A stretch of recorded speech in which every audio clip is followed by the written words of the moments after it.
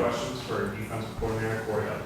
Corey, you've had great success through your career as a coordinator in slowing down, stopping, running quarterbacks. And I imagine you're calling on that a little bit here as you prepare for this game.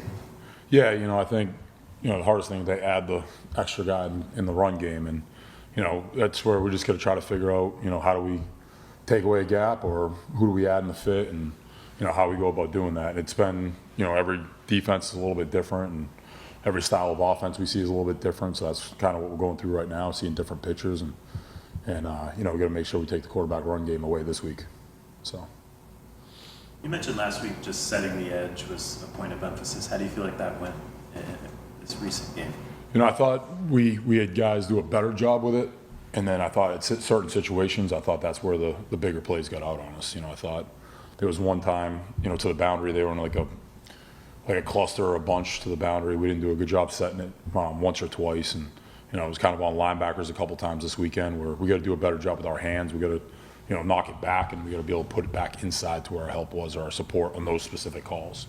But I thought going from game 1 to game 2, I thought we did a better job using our hands, not getting washed up the field and kind of setting a firmer edge. I thought they gave us a couple different looks this week that, those are things that we've addressed already in practice and we'll continue to address this week and make sure that we're a little bit more sound in those situations this week.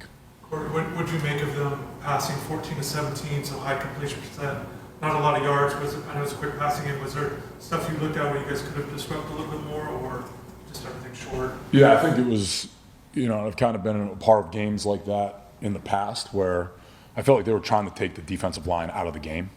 And everything was a bubble, everything was an RPO, everything was a quick release hitch, a quick release flat, a quick release bubble. And I felt like when they tried to throw the ball down the field, that's when we had more success. There was the one time we lost contain, quarterback scrambled, and the guy worked the route back up the sideline. I think they hit like a 21-yard gain on that. Down the stretch in the red zone, they tried to take a couple shots at the end zone, and then the one series, I think it was like a 3rd and 10 or 3rd and 11, we got the sack strip when they tried the drop back pass. But I felt like everything was just quick, easy completions, RPOs when they had access. And when they didn't have the access, they were handing the ball off or going quarterback run. So I think that's why we saw the high completion percentage. And I think our guys did a really good job of swarming and playing fast to kind of keep those from being, more explosive plays. Mario said Armando Blunt should be back for this week against USF. So he played, I think I got like 25 or so snaps against Notre Dame. Just what have you seen from him? Obviously, he's still really young for a college player, let alone a sophomore. So just what have you seen from him? Yeah, he's, you want to talk about like how physical he is. He's detailed. He does his job every single play. He's a guy that has a major role in our defense at multiple positions. He can play outside. He can play inside in packages. He's a guy that, he's a major contributor for what we do and kind of how we're built. And, we're looking forward to having him back this week. Ruben's had 2 stellar games to start the year. I mean, came in here, started coaching him back in the spring. What was maybe something that, I don't know if surprise is the right word, but what stood out about his mentality and his work just since you got here? Yeah, I just think it's his drive, his work ethic, how he goes about his process.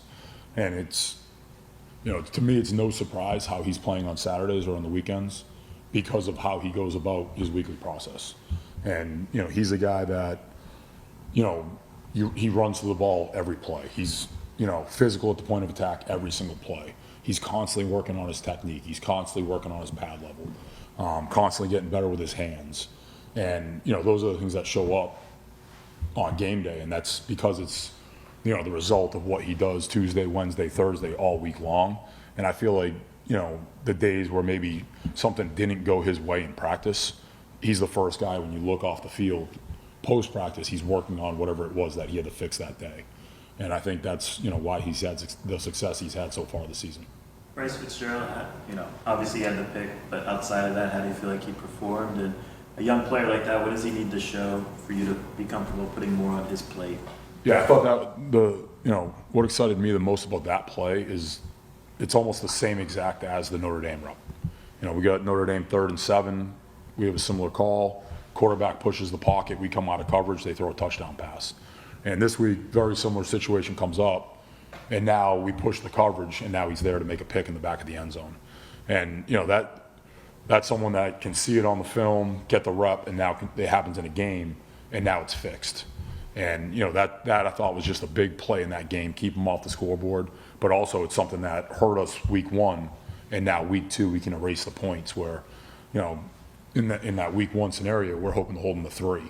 We come out of coverage, you know, we lose contain, they turn into a 4-point play there, and now, you know, for us, now we can completely erase the points by get a takeaway there, rather than hold them to a field goal. And I think that's just, you know, being able to take it from the film room, being able to learn it, see it one time, and then go do it on game day, I think is huge. Keontae Scott and the nickel, just how would you evaluate him through the first 2 weeks? Yeah, I thought, you know, game 1 to game 2, you know, talking about a guy that used his hands better, set the edge better, played a little bit faster. You know, we saw a lot of FIB again, trying to get our guys, you know, trying to get him back in the box.